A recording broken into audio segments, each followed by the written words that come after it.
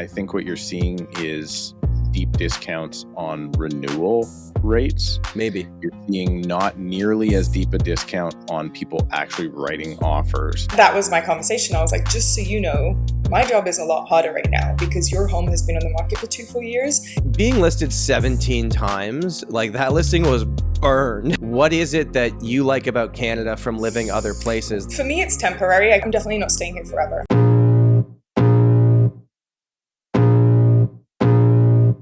Welcome to the Tom Storey Show with Steve Karrasch and Tom Storey, where we discuss everything real estate or whatever else is on our minds. Welcome back to the Tom Storey Show, proudly sponsored by Realty Ninja. If you have not already, make sure to get subscribed to the YouTube channel. We would really appreciate it. This week's guest is Nuvola Capitanio. I said it quick, so I hope I got it correct, from Engel and Völkers. Capitanio, man. Capitanio. Exactly. Nuvola from the Fraser Valley, Fraser like razor, as I've learned. Steve's market. I guess let's start with, do you like Steve? What's his reputation in his market? And is there any crap we need to talk to start the podcast? No, we're not allowed to talk poorly about agents. You know that much. Oh, yeah, true. No, Steve and I are actually, it's funny. We are in the same market. We have been forever. We are in RRI. Like, we know each other, but we never cross paths. Ever. That's not true. That's not true. I just sent Tom a screenshot yesterday. I was doing some client follow-up, and my team and your name was the listing agent. Now Eric did the deal, so that could be. But we've crossed paths. You must be doing so many deals that you don't remember me.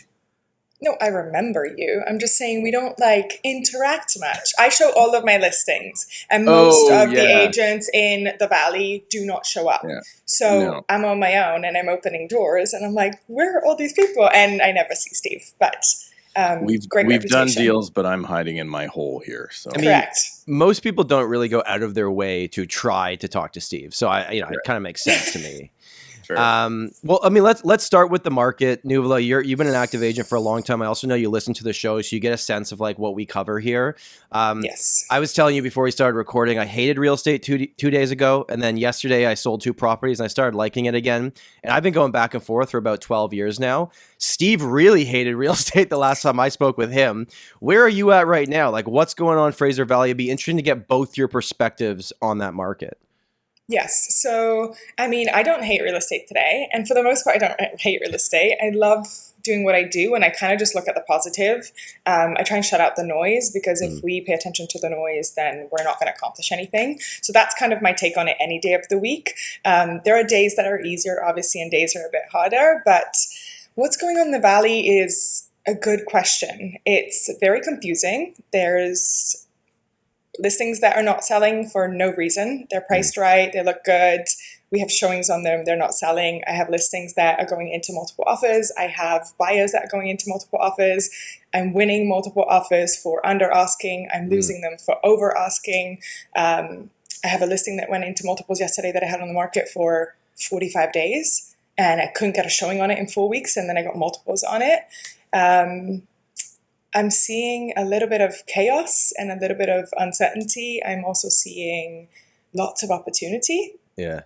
So really the answer is it really depends on what you're looking for, when you're looking for it, what day of the week, and who's on the other side of that. Because a lot of the deals I think that are coming together are really good agents that are putting them together and helping clients piece together all the pieces that we need. This is a deal maker's market. You have to be proactive as a real estate agent to get things done. Right now, it's interesting. You just gave a really good breakdown of what's happening. But if I'm a consumer listening, I'm like, well, that's still very confusing, because it's some stuff's good. So people that are on the ground level understand it. But so multiple offers, under asking, some over asking. For the most part, when you're going to multiples, it's stuff's not going 100 over, right? It's going 20 over. What does it actually look like? I think it depends on what it's priced at. Realistically, I say to all of my guys, get into the market right now, because it's a great market to get into. For the most part, it's a balanced market. For the most part, I do a lot of Langley. So I'm a neighbor of Steve's, but we do a lot of, there's lots of opportunities for buyers that are looking to upsize or to downsize. It's just, if you're priced right and it's a bit of a unicorn, it's selling right away. If you're not priced right, you could sit on the market for 6 months and not even get a showing. But also there are buyers that have opportunities. So you really need to just make sure that you look good. If it's not selling, new carpet, new paint. I just did this in a listing. I'm like, we're getting showings and no offers. We need to be competitive. We just repainted the entire house, new carpets, like the little things that buyers can be picky about, they will be, and rightfully so. So step it up. I heard something from a realtor in my market. I wanted to run it by you guys to see if there was truth to this or it's just a good saying. It was 30 showings or 30 days. So if you've gotten 30 showings on your property with no offers, there's something wrong. Like people are getting in there, but they're not moving on it. Or 30 days on market with no offers. One of those, whichever happens first, you have to adjust your price. Does that kind of line up with what you see in your business? Yeah, I always tell people if we don't have an offer by like the 23rd day, like the third or fourth week, 30 days max, if it's like a regular listing, not if it's something very particular, then yes, it's a pricing issue, especially if you're not getting any showings, right? It's pretty obvious. And Steve, what's your Fraser Valley looking like? Is it similar to what Nuvola is seeing? Yeah, it's all over the place, but getting busier. So I feel like maybe the spring market has slowly sprung, not really sprung, but maybe slightly got up, didn't jump in the air. So I just ran the numbers here 2 weeks ago across our 8 listings that I currently have on the market. We had 3 showings. Last week, we had 1 showing across 8 listings. This week, we're at 16 showings. Same. So that's what happened? So it's spring break. It's spring break right now until Monday. So that's definitely a factor. 2 weeks ago, I was the slowest I've ever been since October. Like I'm talking one person through my open house and they were lost. Yeah. Like they didn't even come for my open. Like he actually was lost. Can I use the bathroom? Yeah, my phone He's died. Like, I'm looking for a 2-bedroom. Like, well, this is a 1 bed. Like, this is not for you. But before that, I was getting 8-9 groups through my open every single weekend. I was doing 2 to 3, if not 4 showings or opens a weekend. Last week was completely slow. This week has been busy. So Steve, I've had probably listing showings on every single listing, every price point. So if we were driving the car 2 weeks ago, just because this is always my favorite analogy, we were going like 5 kilometers per hour, like nothing was really happening. Like what would you say? I know you're not going 100 right now. Where is it on the 0 to 100 scale of what the market's doing activity wise? There is a chance from what I'm seeing that March, by the time the stats post in March, we may be the slowest March in 20 years, in more than 20 years, as far as number of sales go. Okay. It's just, there's so much to pick from where buyers are like, if it's not like a 9.5 right now out of 10, nobody's writing. So we always try and we're trying to let our people know, like, you gotta get your place 10 out of 10 showing, and none of this, do I have to, like Nuvola said, do I have to paint the room? Yes, you have. Right now, you have to paint the room. Okay? You can get a bucket of paint for $35 using my Cloverdale paint account if you want. And you have to paint the room. You have to at least clean the carpets. Yeah, you probably need to replace the carpets. But you have to put yourself in a position to succeed right now. And because people have been so spoiled for so long, I just don't think they're interested. And you're going in and you're showing crap. But it is very dependent. So I went out last weekend personally looking at large properties for myself in Langley. Okay. That's why you went out. It's for you. You went out as a buyer. Yeah, I did. Talk about a pretty busy market. Open houses. Like you're talking. What's the price point? 3 million, give or take, 2.5 to 3.5. Steve, I'm so proud of you that you're looking at houses for $2.5 million. Same. I never look at how far you've come, Steve. Oh my God. Well, funny you say that. I'm very happy. I've discovered how happy I am in my current house right now. That market's tough, and it just was very eye-opening why people live closer to town.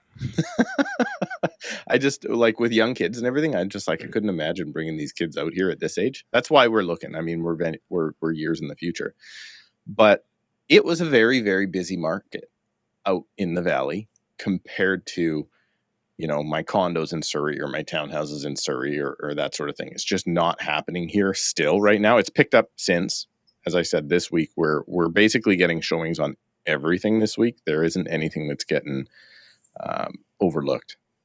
So now, are we going to get offers? I don't know. I got one last night. I'm presenting here shortly, and it may be in multiple offers. It should be in multiple offers, but it's definitely not strata properties. Steve, when you prep the seller, because Nuvola, we all know like there's such a timeline between conversation with seller to go to market to deal with offers. Typically, that could be a few months, right?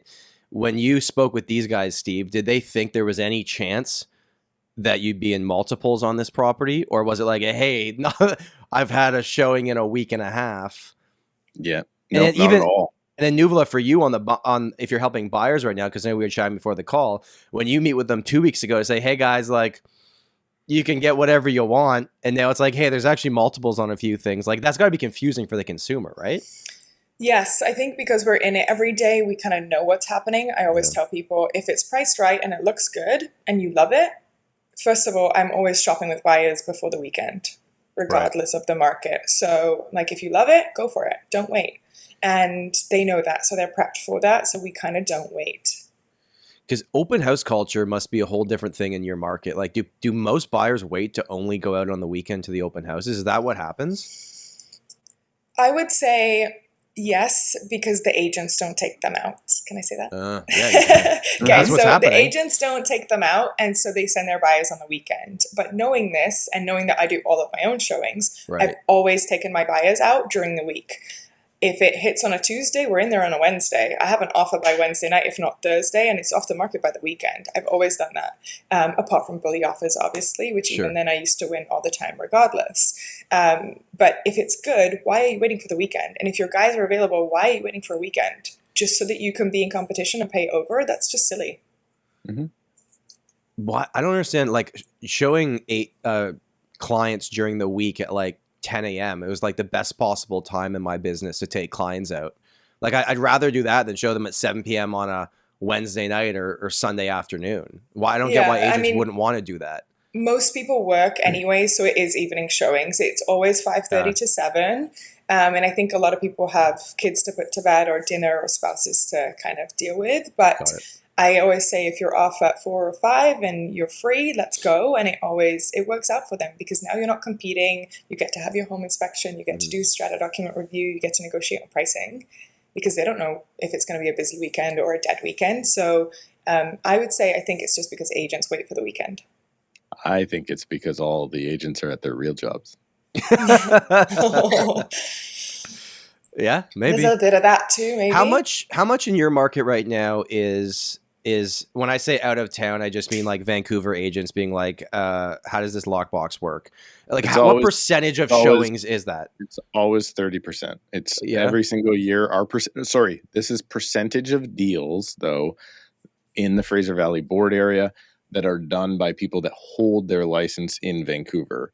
So that doesn't necessarily mean anything. Right. They could live in Surrey or Langley, but have a Vancouver board. Why would you hold your license in Vancouver if you lived far from I'll tell you exactly why one guy did. I met with a guy last week who's new to the business, fairly new to the business. So he's got a bit of an out, but he wanted to get together and learn how to do business and all this stuff. So I had a coffee with him, minus the coffee. And that's nice of you. Yeah. And hey, I'm always up for a conversation if people need help. But his legitimately, I kind of made a joke about it, but the office that he went to is closer to his real job.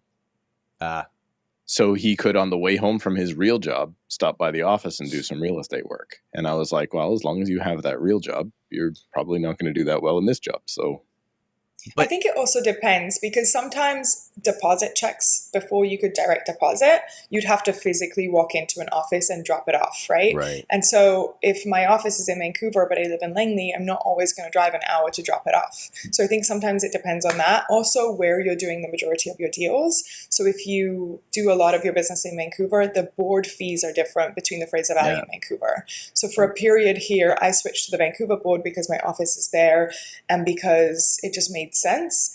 But then it doesn't make sense because all of my business has always been in the Valley, so I switched back. And sales volume wise, like us three know, and everyone knows at this point, like it's low. I think we're all doing business because we're in this, and I do feel like we're all pretty good at what we do. But the part-time people, how are they even? The people that were doing 1 to 5 a year, those deals don't exist anymore.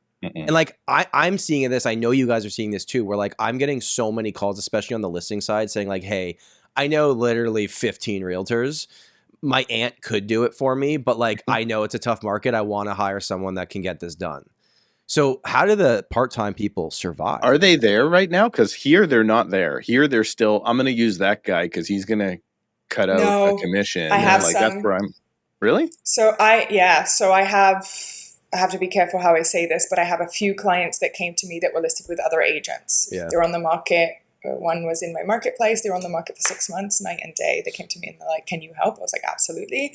I have clients that came to me earlier this year and they were on the market for 2 full years with 2 different agents, 17 different prices.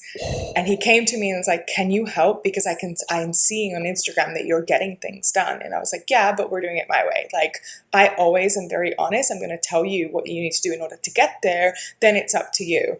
And it's because they had bad advice, but they're coming to me and being like, I was with the wrong people. And so they're there. They're just, I think some of them, they haven't realized it yet. And some of them are going to come to like camp out. But I had that last year as well. I had a home that was on the market for a year and they came to me and got it done in 6 weeks over Thanksgiving. And for that specific one, and obviously like leave out addresses and stuff, but like being listed 17 times, like that listing was burned. Like that transaction history is out there. Every buyer can see it. From your perspective, I know it's price. It's always price in some capacity, but like, was it crappy photos? Was the marketing not good? Or was it just price wasn't right? Realtors, it's time to up your game. Realty Ninja allows you to create a stunning lead capturing and hassle-free website that looks great and will match with your current brand. They are a sponsor of this show and they're giving listeners 20% off your first year, and you don't pay $1 until you launch. Join the thousands of real estate agents across this country, including Steve, the cheapest person I know that uses their services. realtyninja.com/Tom. And now, back to the podcast. It's a combination of things. I think the advice that was given wasn't great. The photos, I don't love. I mean, the second, I always say it, if I can see a Cheerio box somewhere in that kitchen, it's wrong, right? Like, move the Cheerio boxes. So there are things that I like to do to obviously fix photos for sure. I think people have purchased in the peak of the market, so we have to be very careful as to if they don't have wiggle room and they're selling at a loss, how much of a loss can we really sell at before they're in trouble? So a little bit it's that. Obviously, pricing, if we could reduce it, would have been sold right away. But It's also not getting good advice. Listing at a certain price and wanting multiple offers, and then if you don't get it, raising the price or lowering the price or not. Like, I don't do that. I want to be respected by my peers, and I also want buyers to be able to look at prices and say, okay, it's priced here, I can afford this, I'm writing an offer. Right.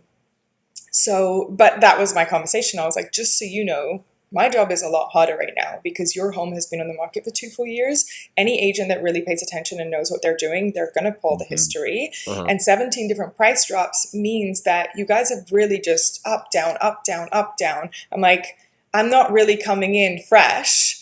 But we've been on the market for a little bit, got an offer last night, still showing it with a second showing. So like, hard work pays off. There's one house that I can see from my front door, and it's been for sale in my neighborhood. And like, I live in a neighborhood that things sell in a week still. Like, things are moving. It's been on the market, and Steve, no, it's not my listing, so save your joke. It's been on the market for over a year, and it started, I think, at like $3 million. It ended up just selling at 2.2 something. They bought it in 2019 for 1.9 something, did a full gut reno. Oh, no. And so obviously they've lost a ton, but driving by and seeing the sold sign on it gave me like a big relief to be like, oh my God, finally that house finally sold. But it took a year, and I think they had 3 different agents They actually went back to the original agent at the very end, which is kind of funny. So they're the one that got it done at the very end. But that's kind of nice for the agent. Don't you feel though, like Steve, when you're speaking with these people that were listing with somebody else, don't some of them just need to be told, like, you need to change your price? Did the other agent not tell you this? I wish I got to that opportunity. I'm getting a lot of people reaching out still that are listed with other people currently. And I'm like, come talk to me when your listing contract is done. Right. I can't speak to you now. My license will be taken away. And then I've had, still to this day, every single listing that I've lost this year, of which there are a number. One of them that I interviewed with actually finally sold. And it took, there's Christmas trees in the picture. So it's been a while, right? Like it was delisted in December, and that's the only one. So I just think that sellers aren't there yet. They're not coming around. They're starting to.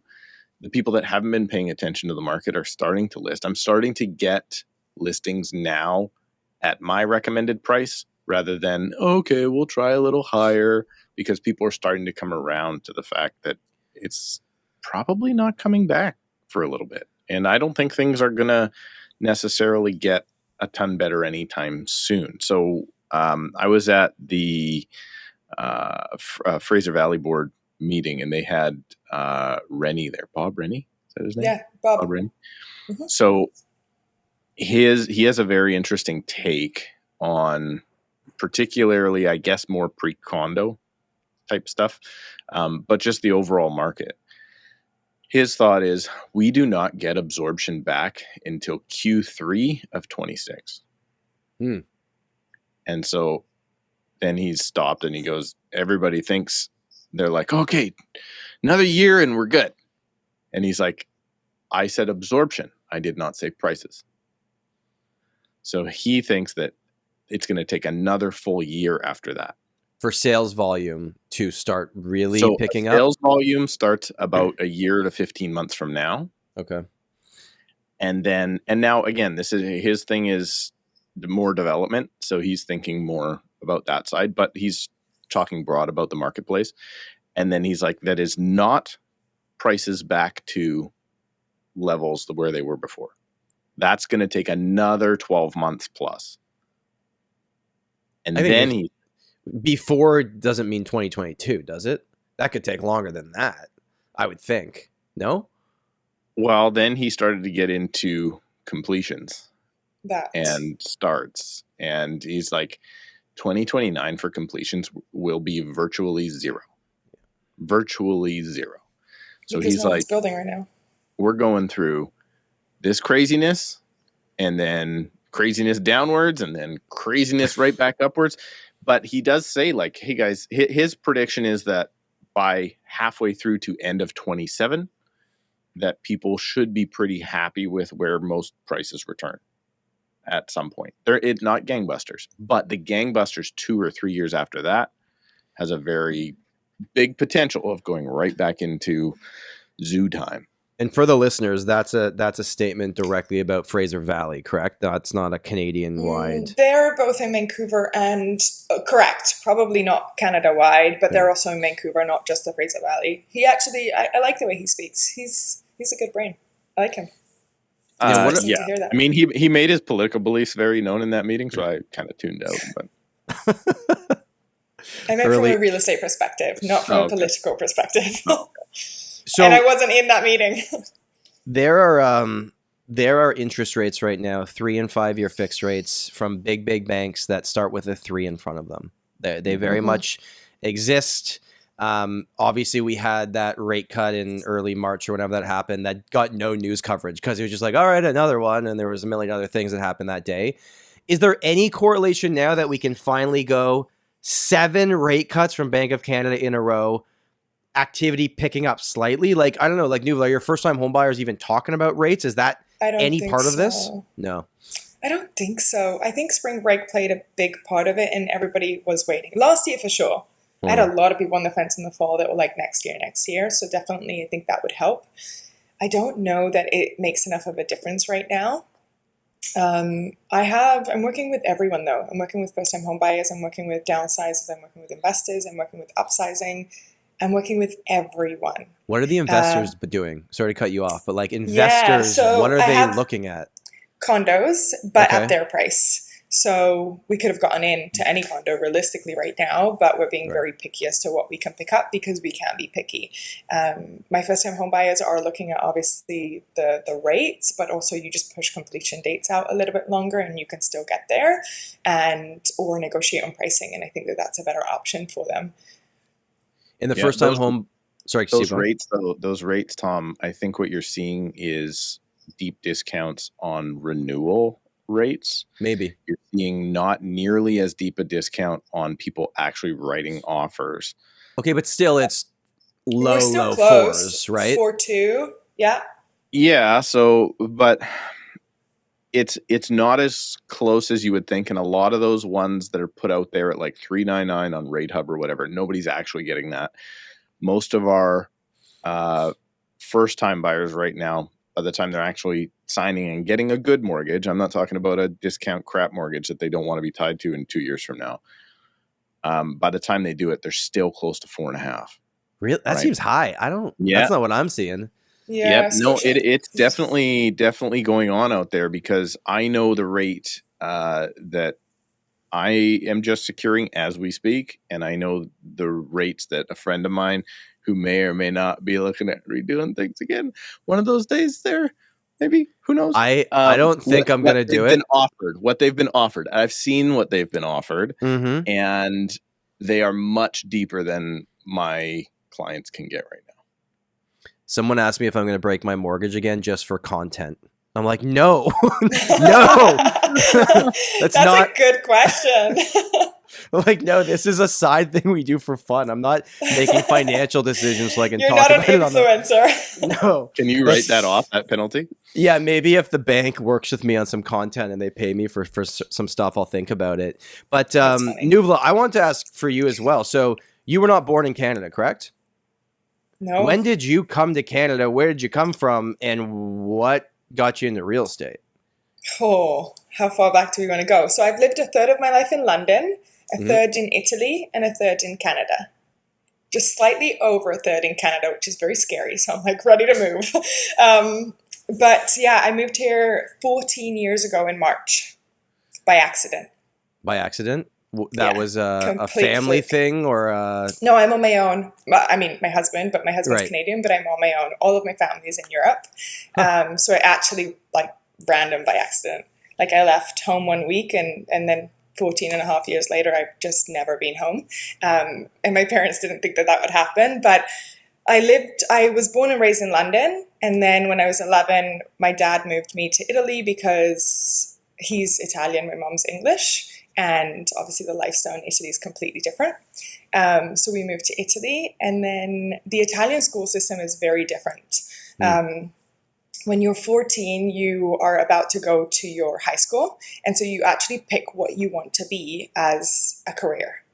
And based on what you choose, I'm assuming it's completely different here, but based on what you choose that you want to be, you go to a specific school.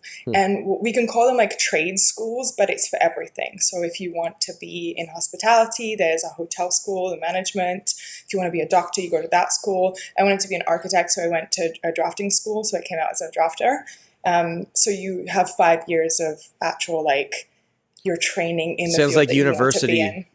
Right? Like high Yeah, school's but almost like early. university. Yeah. Correct. So, and then you come out of that after 5 years where you could just go straight into the workforce and you don't have to go to university unless it's something very specific. So after high school, I ended up going to study architecture, and I was studying architecture in Italy, and I was like, I don't know that I want to stay here for 5 years and do what everyone else does. So I ended up leaving. And I went to my dad, and I'm like, hey, I'm just going to go to London for a week. And if I find a job and a house, I'll stay. And if not, I'll come back. And my dad's like, yeah, no problem. You go do your thing. And I was 19 maybe at that time. And then I went to London and I never moved back home. So let me and that was ask, 15 years ago. Let me ask you this, and this is maybe a little bit personal, but I'm just curious because everyone's talking about things going on in the States. what it's like living in Canada. It's not the way it used to be. Things are different, and yada yada yada. You know, Italy, London, and then you land down and you see Surrey, BC, and you go, "This is next." Right? Like it was by fluke. No offense. It doesn't quite, that's not the third place you'd think after Italy, London, right? So, so, but it's number one. What? Yeah, that's number one. So what made you stay, I guess? Was it just you met your husband and that's what happened? Or? It was literally by fluke. I moved to London. I got a job in a construction site, literally. And we turned this construction site into a Michelin star restaurant. So it was really cool because it was an old town hall building. We did all the construction, saw it go through all the phases, and then we ended up turning it into a Michelin star restaurant. The people that I was working with in that restaurant in East London were from all around the world. Australians, Americans, Canadians. And I actually had never heard of Vancouver, to be honest, when I was 18. They don't show that in the movies. I see New York and LA. I didn't really see Canada. But it was all filmed in Vancouver. Probably, but now I know that, exactly. Yeah. And one of the girls that I was working with was from Vancouver, and I was looking for a flat, and she was looking for a flat, and so we ended up moving in together. And after 6 months of working together, she ended up moving back to Canada. But in the meantime, I had met my husband, and they were all childhood friends, and that's kind of how Vancouver was even on my radar, because it wasn't. When they ended up leaving, I was like, well, now what do I do in London with, like, you know? Well, so you moved to Canada as an adult. So, like, what's... Yeah, I mean... What do you... I guess what I'm trying to get at here, this is going in a different direction I thought I'd go, but, like, what is it that you like about Canada from living other places? Like, what keeps you here if it's not just, you know, you and your husband could go back and move somewhere else? Yeah. And I know there's work and things like that, but what's your version of Canada? So for me, it's temporary. I call it my Canada chapter. I'm definitely not staying here forever. Okay. So I'm definitely going to be moving somewhere else. I think that what I saw in North America that I didn't see in Europe is opportunities. Here, it's very much about how hard you work. And because I'm a hustler, I'm not scared of that. You just work really hard and you get there. Europe is very political. Who's your dad? Who do you know? It doesn't matter if you're qualified for that job, at least in the cities that I worked in.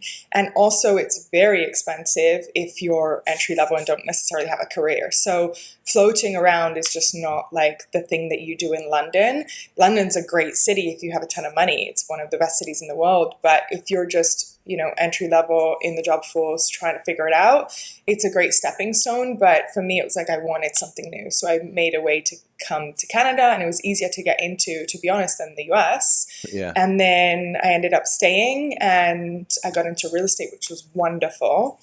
Hey, podcast listener, if you're looking to buy or sell a property in Surrey or the Fraser Valley, you have to reach out to Steve Karrasch, my co-host. As much as we make fun of each other on this show, the truth is that I do this podcast with him because he is reliable. He has an opinion. He knows what he's doing. He has a ton of experience. And although I have never personally sold a home with Steve, if I were and I was in that area, he would be my number one choice.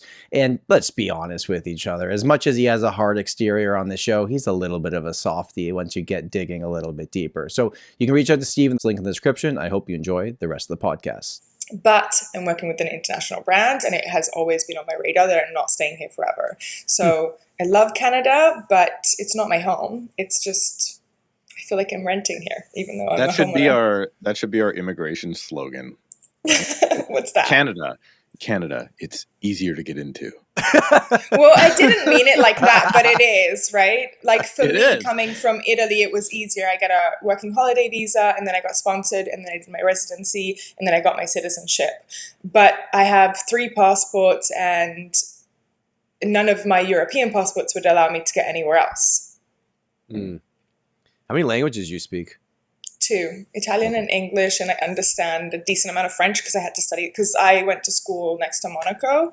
Gotcha. So we speak a lot of French there. So I studied French in school, and then I understand Spanish, but I just don't speak it. You do, and I'd recommend to the viewers they go check out the videos you've done where you travel internationally and you interview other real estate agents from other markets. It's super interesting. I want to ask you specifically, I saw an interview you did with a realtor or state agent or whatever they call it over there from London. And you basically said, like, do people invest in London? And the first thing he said was, Prices haven't changed here in 10 years. 10 years. There's been zero appreciation in 10 years. Yes. I didn't know that. I would assume London's just an expensive market and it keeps getting more expensive. Like what's going on there? So, and that's why I'm here. And that's why I plant the seed for international investments to clients. And that's why I plant the seed for clients to climb that property ladder. And Right. that is what my clients do. 89% of my clients are repeat and referral. We sell every 2 years and we move. And when I first meet them, they all say the same thing. I'm going to stay in my home for 3 to 5, 7, 10 years, blah, blah, blah. And every 2 years, like clockwork, they're like, hey, remember that thing that you said? How do we do it? And we've done that. So I've sold my clients probably 4 times in 8 years now. I'm going to be licensed for 8.5 years soon. And that's how we do it. And I always say there's no other place that I know of that you can gain, equity and have capital appreciation and climb that real estate ladder as quickly as Vancouver. And I get a lot of flack for that, but I just did a podcast The comments with San will Francisco. definitely leave their opinion on that. Yep. Yeah, I just did But a it's the podcast truth. with the office in San Francisco, and I was like, this is not, what other people think, but this is why I'm here. This is what we're doing. This is how I'm teaching people to do that. And I think that our market is incredible for that. So yeah, interest rates suck and, it's expensive and down payments and this, that, and whatever, but I don't look at it like that. I'm like, where other place can you get into a 500 square foot condo and end up in your dream home with an international investment 10 years later? That's why I love this market. Based on all of the travel you've done interviewing, agents from other markets, what have you learned? And is there one specific place in the world that if price didn't matter, you would move to for your next, 10, 15 years of your life? Yes. I mean, I think for me, the hardest part is I don't know where home is and nothing feels like home. Whereas everything that I've learned from people is when I travel and I talk to people, they always love the city that they're in, love it. They think it's the best city in the world. They're selling real estate in the best city in the world. And I love that for them, but I just can't relate. I think I know a lot of agents listen to this. So I would say what I've learned the most from some of the most incredible advisors in the world is personal brand really matters. Who you are as an agent and how you come across to your audience and being authentic really matters in growing that business. So that's definitely what I've learned from the best of the best around the world.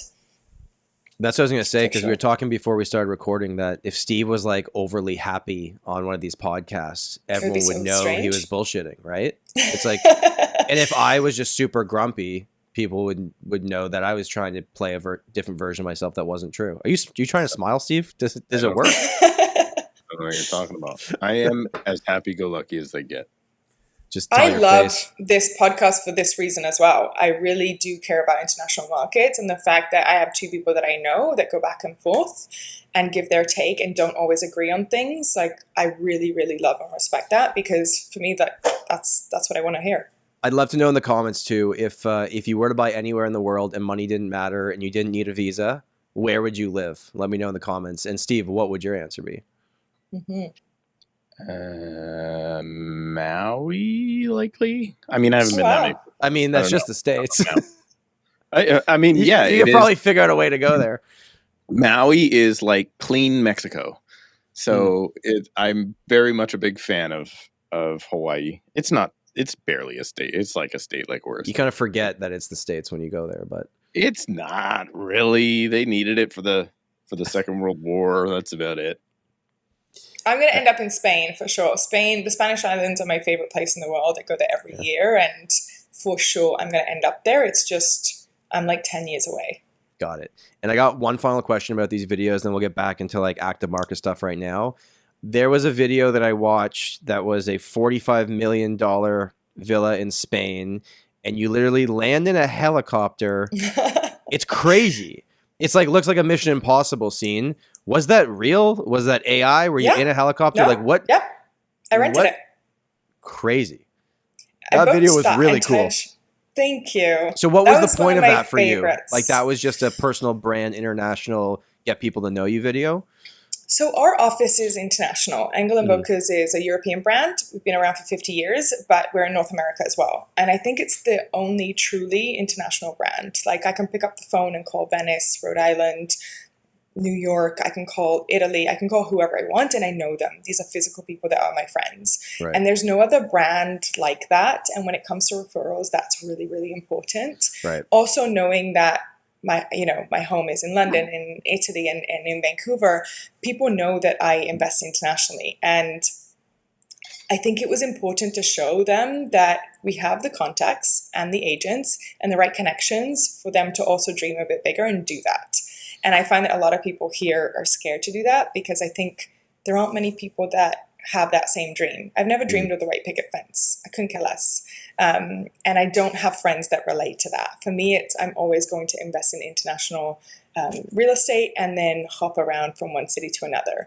And that was the goal with the videos, is showing people I'm not an expert in any other market other than my own, because I think there are lots of companies that want to be in so many places, but I do have the best agents in the cities around the world. So if you do want to move to London, if you do want to move to Venice, if you do want to move to Maui, we know the people, and it's literally I can FaceTime them tomorrow and trust that they do a good job. And that's the difference between me and a different company. It's everyone can say like there's a Remax around the corner for sure, but we are in 35 countries. We have 1,000 shops everywhere. When my clients are traveling from Capri to Hawaii to New York, they're sending me photos in front of our shops, and it's real people that are like you guys, they're friends, like we know who they are. So do your colleagues from around the world know their clients are not allowed to buy in Canada right now? No. Are they do they have any clue? Nobody knows.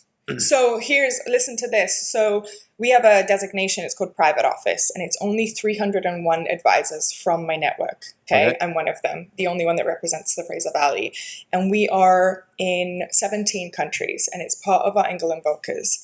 Last year alone, so 300 people, that means it's just a handful of us from Canada. Last year alone, we did 2+ referrals a week that closed from Canada to other markets. Outbound. Got it. And this year, January, February, we've already hit 40% of those referrals. And those are Canadian referrals coming from like 10 of us. Interesting. Going outwards. But nobody knows we have a foreign buyer ban. Right. And right now, at least I believe, and maybe I'm wrong on this, but I think it goes till the end of 2027. It like got pushed 2 more years. Do you hear any? I mean, none of us really hear rumblings. We just have our own opinions on it. But now there's talk that it's actually could happen, or they'll find ways where they'll at least let foreign buyers buy new development again to start, getting construction up and running again. I think it's actually very realistic now. And I think right after the election, someone's going to slip something in there, and it's going to be like in a news day where 6 other things happen and it's number 7 on the list. I think it's coming back. I think it's just a matter of time. I doubt they wait till the end of 27. Do you have any opinions on that? I would love to. I would love for them to get rid of this ban. I don't really think it makes a big difference as much as people really thought it did. So I don't think they needed to implement it to begin with. But I think it would be really good for us to be able to allow other people in. I was talking with Rhode Island and San Francisco, and they're like, where can people buy? And I'm like, well, you guys can't buy anywhere because we have a foreign buyer ban. You're not allowed in. Or you can buy in they don't know this. They know there's like little zones where nobody lives. Yeah.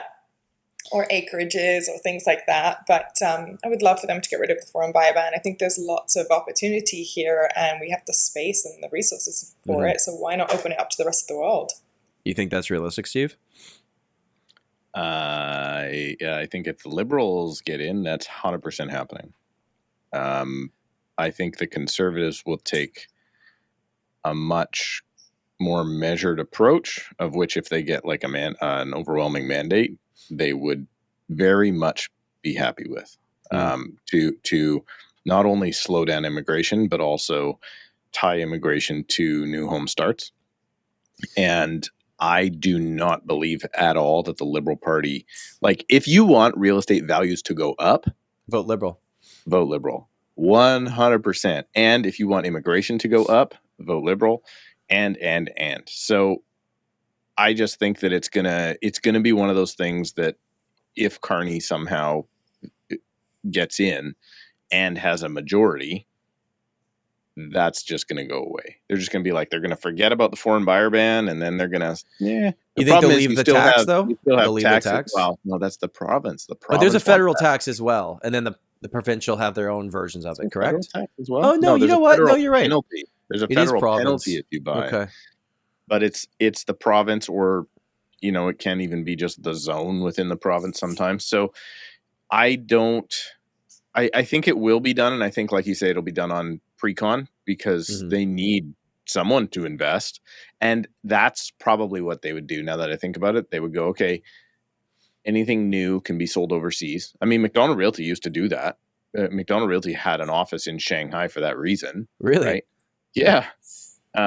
So we used to do that, but then I think you would probably see the government, I'm just thinking this through, provincial governments would then probably follow suit. The tax won't apply to pre-construction stuff, right? So then you can get all the development happening and then complain down the road that all these foreigners own our properties. Nuvola, were you active in the pre-con space when it was buzzing?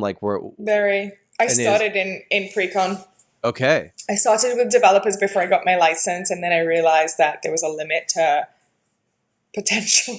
Okay, so let me ask you this, and you can be careful with your language on this. Yes. You worked for a developer before you were a licensed real estate agent. I worked for 6 developers. Okay, so you have experience in this. People walk in and they go, hey, this looks really nice. What do I need to know? I don't have a real estate agent. I want to buy this myself because maybe I'll save some fees that way. And I'm not saying you did this, but this is just the reality of the situation.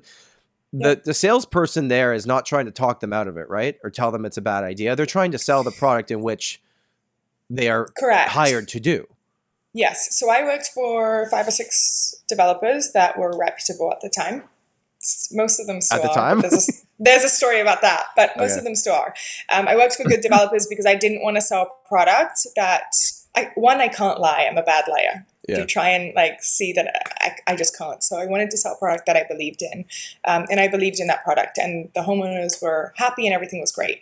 Most people would come in without an agent, or if they had an agent, the agent would just show up at the end for the commission. Right. So we're not obviously teaching them that they needed to go get their own representation. However, this was also, 9 years ago, 10 years ago. I have since sold a lot of new construction. A few years ago, 50% of my business was probably new construction. Wow. And it's mainly because the contracts are different, the process is different, a lot of agents don't know how to do it, and people were starting to get into trouble because they weren't getting representation, so it's easy for me. Also, when the market had multiple offers and you were paying $100,000 over and I could just walk into a development and not compete, it really made sense. And that was 3 years ago. Now I think developers are getting lazy. And they don't care, and it doesn't matter if they know you and if you've done business with them before or not. They're getting sloppy, and when you call them out on it, they don't love that, but they also don't do anything about it. So I had a developer who had a horrible key handover maybe a month ago. I called them out on it. They pretty much said, they're your clients, deal with it. And I was like, okay. And last week I could have sold that development that's still been selling to a client of mine, and I didn't. And I told them bluntly, I was like, I come to you because I trust you. I know that you're going to hand over a good product, and I know the people behind this. The second you screw over my clients, I'm done. And I'm just one agent, and I don't talk poorly about people online. But my clients last week came to me and they're like, how about this? And I'm like, nope. Yeah. And they didn't get a sale. Don't be lazy. You're selling 300 units. My clients are buying 1. That disappointment of that first home that you ruined for them, I have to deal with that, right? And that's not fair. I think to sum up the new construction market right now, and not even because we know nothing's launching or selling right now, but it's like the stuff that's being completed, but there was still some unsold units left, normally the bigger floor plans or things like that. Like in Toronto, I would say for my money, Tridel is one of the safest bets in Toronto to buy new construction. They are quality. They know what they're doing. They are good to people. And in one of their new buildings, which is located amazingly well, and it is expensive, so I'll make that clear. It's much more expensive than the resale stuff. Even they're saying hey, realtors, we're going to do this party on this night. Can you bring your clients? We're going to do this to showcase the property here. And they're who I'd say is they're the cream of the crop. They're good. They're solid. Most people don't make mistakes by buying Tridel, and I don't think they ever really will. They're a solid developer. But it's interesting, like even their unsold stuff, which I would say is the best, they're having trouble with. Now, some of it's probably luxury pricing and things like that. But I think, and that's the thing, right? Developers really, developers are setting pricing, but they're not also listening to the salespeople. And it's like, if we sell out an entire building, it's because the market was hot. But if the development doesn't sell, it's because the salespeople suck. Which one is it? You know?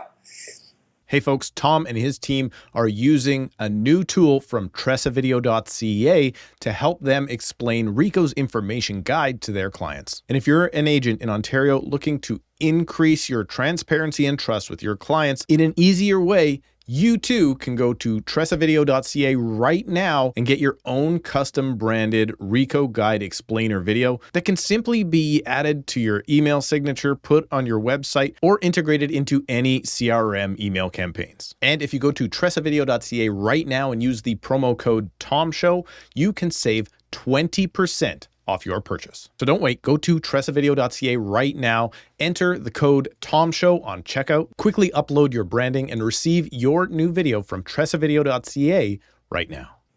I hate me some developers, man. They're the worst to work with. And I work with developers all the time, and they're lovely. And I do think it still comes down to the same thing. Just don't buy something and sell it within a year or two. If you're holding that unit for 5 years, you're going to make money on it. If it's your principal residence, you're not paying capital gains. Get into a market, because our market is great. But understand that not everyone's made to be an investor.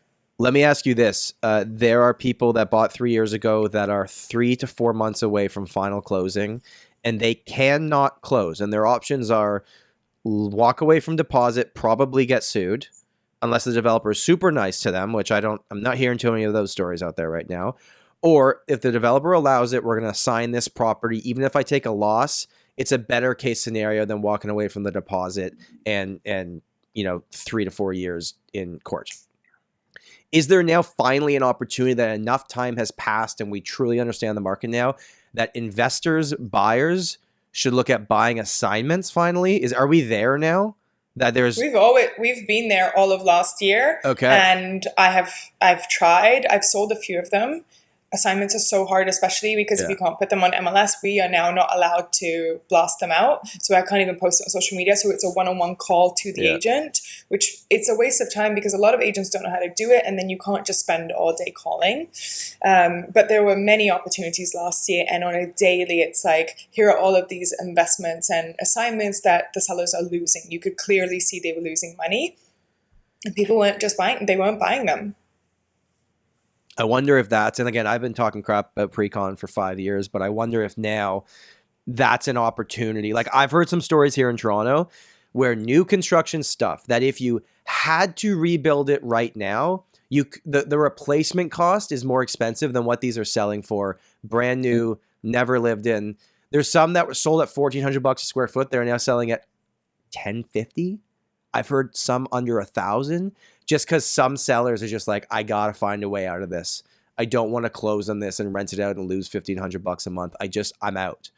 So I think there could now finally be some opportunity in that side of the market if you know what you're doing, because it is a bit more complicated, as Nuvola said. And the problem is that they are only investors. So I would love to get my first-time home buyers into one of those because I know we can get a good deal. The problem is the only people that are buying assignments, because you're buying a contract and not an actual home, is an investor that understands floor plans. And the investors only care about the numbers, and they only care that you're bleeding $100,000, and that's it.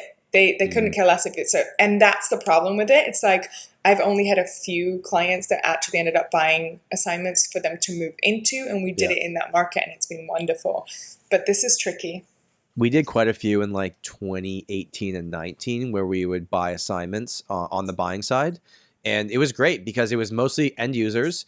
They would buy them, and then it was I don't know how it works in your market. We have interim occupancy where it's like this long drawn out. Anyways, it's different, but they'd buy it, they could move in. The building officially closed in like 4 months, and it was like you went through the new construction process and got something brand new without having to wait 4 years or delays, and got it at a price that made sense for you. Now maybe, if I'm a buyer, I might just be calling my realtor and saying like, call these developments that just launched, see what they have left over, and let's try to negotiate on them. If that lines up with what you're trying to do, right? Can you sell, Tom, an interim occupancy? Yeah, it's an assignment.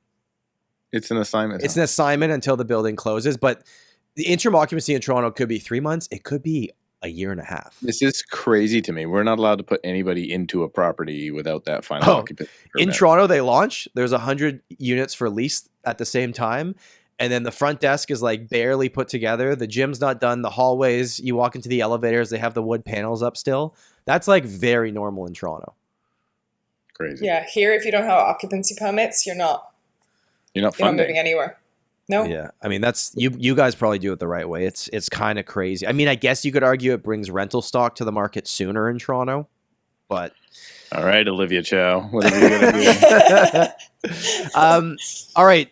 To wrap up today, I got two final things. Bully offers are back in the Fraser Valley. Steve doesn't have a black eye this week, so he's not getting bullied anymore this week. I know Steve said that he didn't like that people changed their minds on what they said they were going to do. I think it's the seller's right to be able to choose an offer early. I'm wondering if I should, yes, it is in effect. I'm wondering if I should put a direction of offer on every one of my listings now. So that people want to bully on it? I mean, but the problem is that now it doesn't matter. Right. Yeah. So what's the point? Like, so I listed something yesterday, 2 days ago, and we've had 6-7 showings in the first 48 hours. And I'm like, oh, maybe I should have put a direction on it. Maybe I shouldn't have. I don't know. But if I knew the fact that you can change it now, it's kind of like, why would you do it? Because you get a price that's so good, you're like, damn, I'm not waiting. Let's go. Well, it's so tough because I actually listed this property before the announcement came out. And then now it's just come to market. So I was like, maybe I would have had a different strategy before, because it's kind of like a lower level. I don't want to say lot value because it's definitely not that, but it's a lower value property, and the prices of those have not changed. So it's a matter of like, and there's like in this market where I'm just looking at the numbers now, we're going to be probably 30 to 35% fewer sales than the same month last year, which was not a gangbuster year. To get this much action on a brand new listing, it just like, what do we even do now? Like, I feel like maybe I should have put this thing 150 grand lower and put a direction of offers on it. But you wouldn't do that. Come on. It works for Tom Storey. That's common. I know, but it's very Tom common Storey's in Toronto. market is different. Yeah. But people this just is, I can here. tell you offline. And it works. The detail, some more details, but like, I almost feel like if I put a direction on at the price that we're at, it may have gone even busier. Nuvola, if you're representing a buyer and you're taking them out Thursday afternoon and the open house is Sunday and the direction of offers is Tuesday, I don't know. Yeah. Do you now see the bully offer coming back as a tool for buyers to get what they want? Or is it just a tool for buyers to overpay for properties, right? There's different ways you could look at it. So I don't know that it makes sense right now. Realistically, before, the only reason we wanted to get in with a bully offer is because we wanted to make sure that we didn't overpay for it on the Tuesday. Right. And not compete with 10 other people. And not compete. I don't know that we're in that market where that would happen. And also, there's a reason why they've changed it, is because some people would take the bully offer and they weren't supposed to, and they didn't know that they couldn't do that. But that's how we also got good deals. So I don't know. I think sometimes it backfires. I think you put a direction of offers on a property and it scares away the few buyers that really do want that property. And so I don't do it unless I'm sure that I have like a unicorn and it's going to sell and we're also priced right. So I don't think that this is the market to scare away the 1 or 2 buyers, especially if they don't have a strong agent that's explaining to them how that works in the background. Was this announcement like sent as a blast email to all of the realtors in the association? And like, how many people do you think don't even know this is a thing again, that just didn't read the email? Everyone. Okay. Everyone okay. No, this was something from the regulator sent to, I believe, the association and then down to the boards.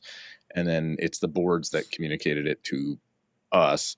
And I don't think many people picked up on it. I know there's been articles written about it though, but it's just not a flashy news time. here's my conspiracy theory on the whole thing. I feel like this is something that the real estate agents did, because this is a rule of cooperation. This is not a rule from the regulator.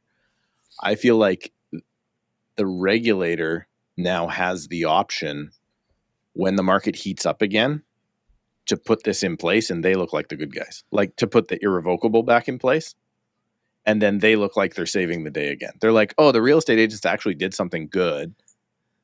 We took it away. Now we're going to change the law, and then we're going to put it in later on when the market heats up and take credit for it. So when things are flying off the shelves in 2028 again, they're going to put it back into place. They're good.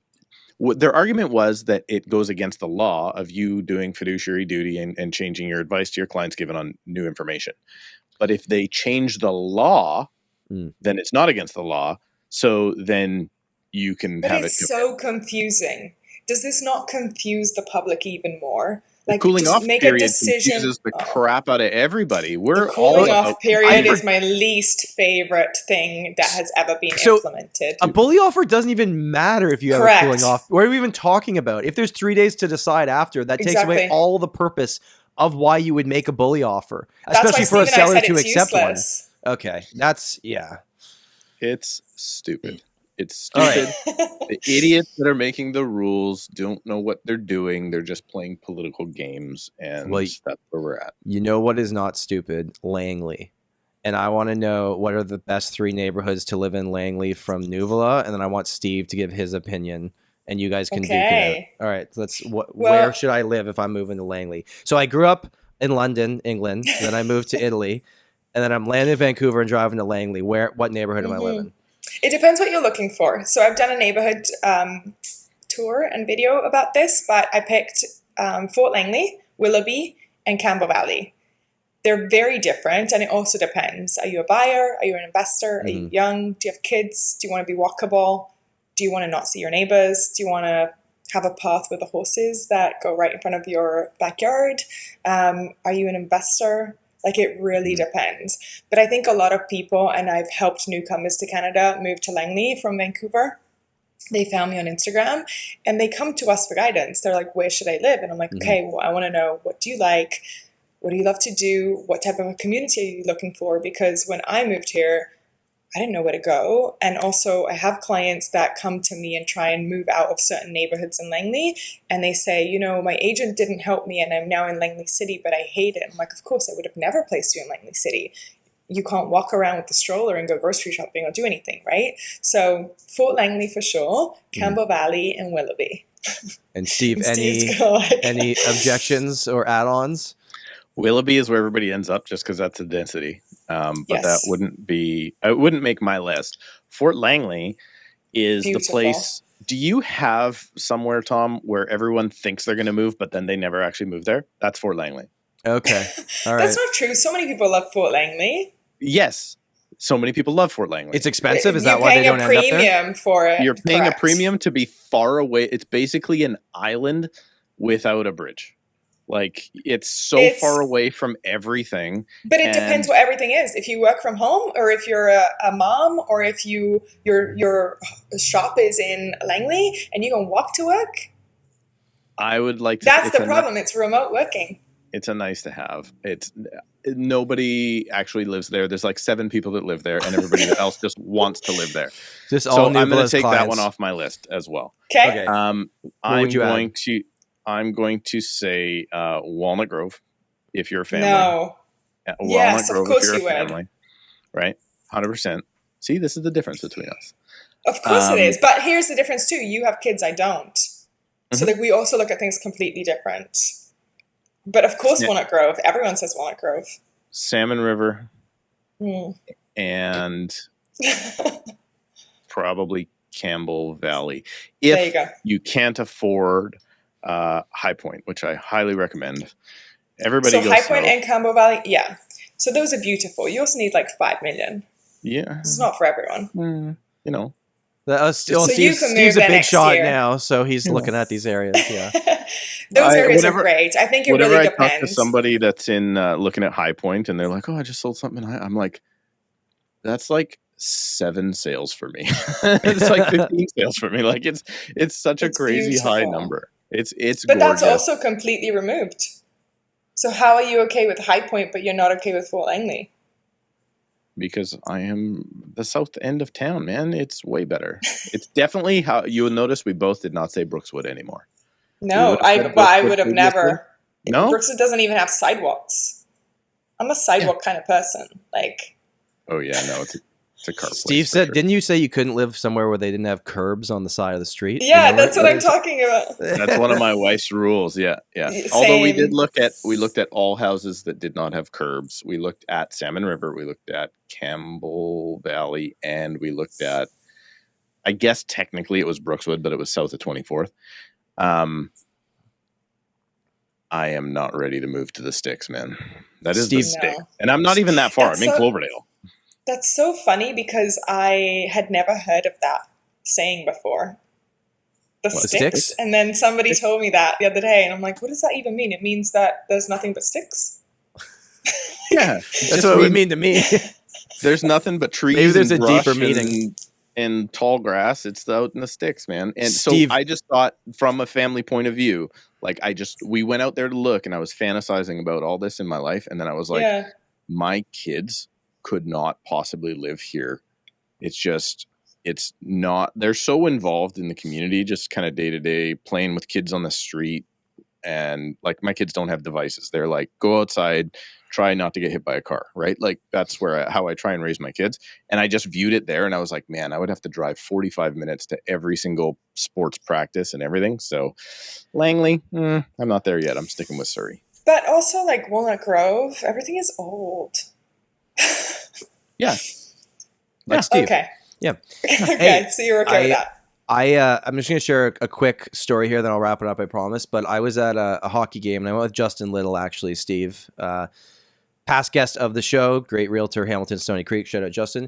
And I was eavesdropping on the group of 4 guys beside me. They were like talking. They're like right beside you. And I heard him say something that one of his friends saying he had a job opportunity out east. I don't know exactly where it was out east, but I'm sure like when you guys say the sticks, you're joking about big houses in areas that are quiet. And then there's like going out east Canada and living a very quiet life because housing is cheaper and you can get a job or things like that. And it was funny. The guy sitting beside me was like, I had quite a few friends when they were younger move out east, and their life totally unraveled.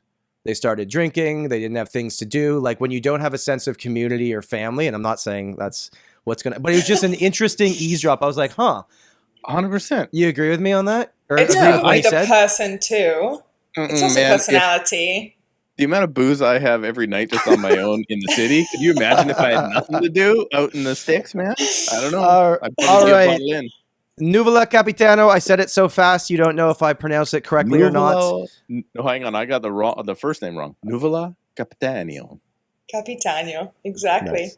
Well, thank you for coming on the show this week. We really appreciate Thanks for it. having me. And if people want to check out your awesome videos, where do they go? On YouTube, Nuvola Capitanio. I have all of them, including the Mallorca villa with the helicopter. Yeah. That one's a good one. I would highly And- recommend checking that out.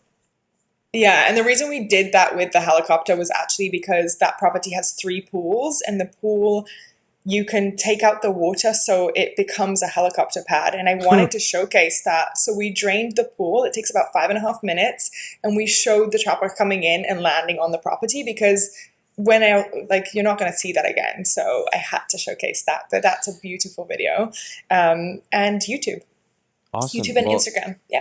thank you for coming on this week. And thank you, everybody, for watching and listening. We will see you next week. Bye. Bye, guys. All right.